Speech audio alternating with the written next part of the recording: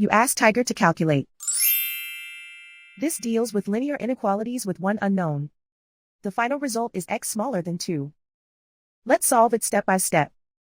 Group all constants on the right side of the inequality. Subtract 8 from both sides.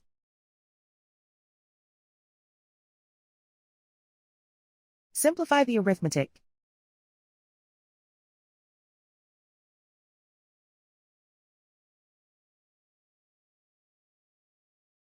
Isolate the x.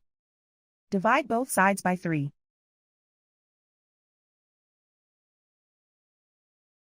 Simplify the fraction.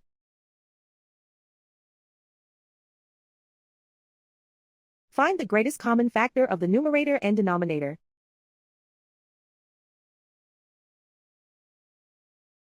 Factor out and cancel the greatest common factor.